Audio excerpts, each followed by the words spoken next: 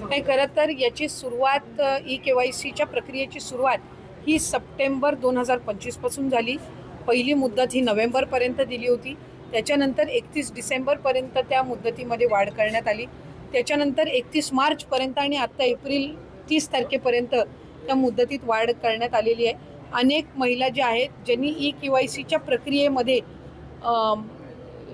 त्यांना ती प्रक्रिया पूर्ण झाल्यानंतर किंवा करत असताना काही ज्या अडचणी येत होत्या त्या संदर्भामध्ये त्यांनी आमच्याकडे काही सूचना आणि तक्रारी दिल्या. त्यानुसार ही मुदतवाढ ही देण्यात आलेली आहे.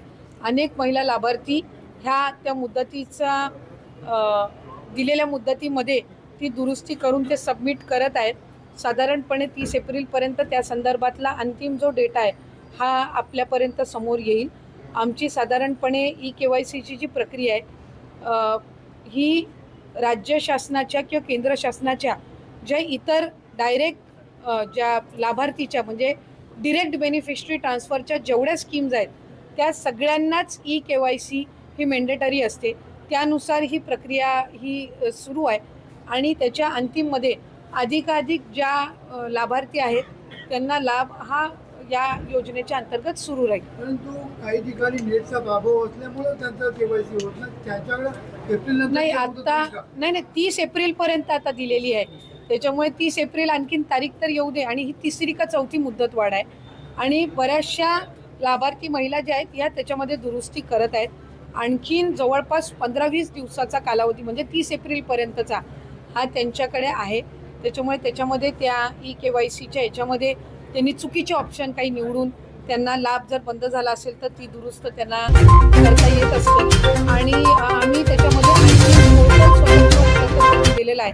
त्या पोर्टलचा जर त्यांनी वापर केला तर मला खात्री आहे की बऱ्यापैकी सुरळीत केलेली ही प्रक्रिया ही विभागाच्या माध्यमातून लाभार्थ्यांसाठी उपलब्ध करण्यात आलेली आहे. IT क्षेत्रामध्ये बरं नाही, या प्रकरणाची माझ्याकडे आणखीन सविस्तर माहिती नाही. पण जर काही लोकप्रतिनिधींनी हा मुद्दा घेतला असेल आणि मला खात्री आहे की नाशिकचं पोलीस प्रशासनसुद्धा याच्यावर या संदर्भामध्ये त्यांनी गांभीर्याने दखल घेतली असेल.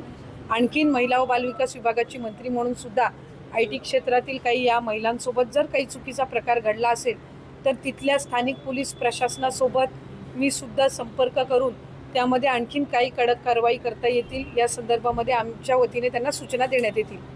काही अशोक खरात प्रकरणातील ज्या काही पीडित महिला आहेत त्या महिलांचे व्हिडिओ त्या ठिकाणी समोर येत आहेत. ज्या वेगाने व्हिडिओ समोर येत आहेत त्यामुळे त्यांचं आयुष्य संसार उद्ध्वस्त होऊ शकतं. काय आव्हान असेल? नाही, खरं तर माझं आपल्या माध्यमातून सगळ्याच नागरिकांना आव्हान असेल की अशा पद्धतीच्या व्हिडिओजला कोणी प्रोत्साहन देऊ नये. आपल्याकडे जर ते त्या पद्धतीनं आले असतील तर त्याची रीतसर तक्रार त्यांनी पोलिसांमध्ये करावी आणि आपल्याकडून ते दुसऱ्या कोणाला फॉरवर्ड होणार नाहीत याची दक्षता एक नागरिक म्हणून आपण पहिलं घेणं आहे.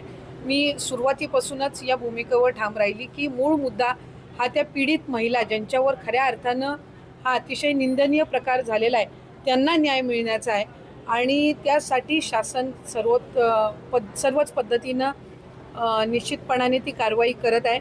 एक महिला अधिकारी ही त्याची एक प्रमुख म्हणून राज्याचे मुख्यमंत्री देवेंद्र फडणवीस साहेबांनी नेमलेली आहेत.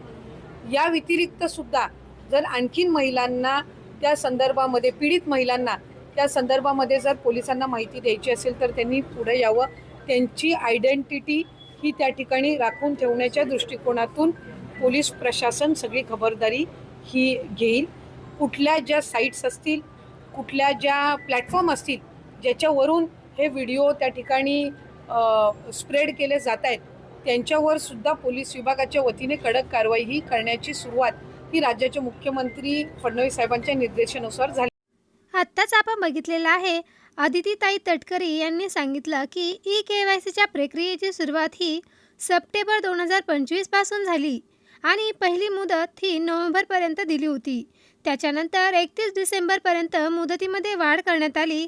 त्याच्यानंतर 31 मार्चपर्यंत आणि आता 30 एप्रिल तारखेपर्यंत या मुदतीत वाढ करण्यात आलेली आहे. अनेक महिला ज्या आहेत त्यांनी ई-केवायसीच्या प्रक्रियेमध्ये त्यांना ती प्रक्रिया पूर्ण झाल्यानंतर किंवा करत असताना काही ज्या अडचणी येत होत्या त्या संदर्भामध्ये त्यांनी आमच्याकडे काही सूचना आणि तक्रारी दिल्या. त्यानुसार ही मुदतवाढ ही देण्यात आलेली आहे. अनेक महिला लाभार्थी या दिलेल्या मुदतीमध्ये दुरुस्ती करून ते सबमिट करत आहेत.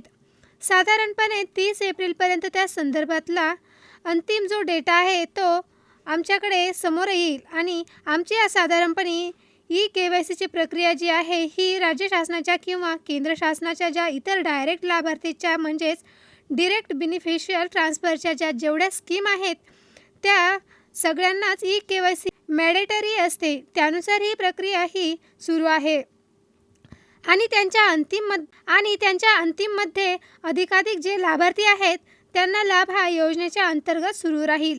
परंतु काही ठिकाणी नेटचा प्रॉब्लेम असल्यामुळे KYC होत नाही. त्याच्याकडे एप्रिल आता नाही तर 30 एप्रिलपर्यंत आता दिलेली आहे. 30 एप्रिलपर्यंत मुदतवाढ ही दिलेली आहे. त्याच्यामुळे 30 एप्रिल आणखीन तारीख तर देऊ आणि 3री की 4थी मुदतवाढ आहे. त्याच्यासाठी ह्या बऱ्याचशा लाभार्थी महिलांनी त्यांच्यामध्ये दुरुस्ती करत आहेत आणि आणखीनच जवळपास 15 ते 20 दिवसांचा कालावधी आहे 30 एप्रिलपर्यंतचा.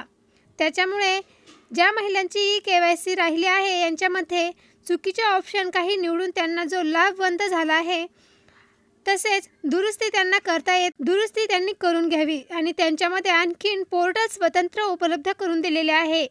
त्या पोर्टलचा जर त्यांनी वापर केला तर मला खात्री आहे की लोकप्रतिनिधींनी हा मुद्दा घेतला असेल आणि मला खात्री आहे की नाशिकचं पोलीस प्रशासनसुद्धा या संदर्भामध्ये त्यांनी गांभीर्याने दखल घेतली असेल.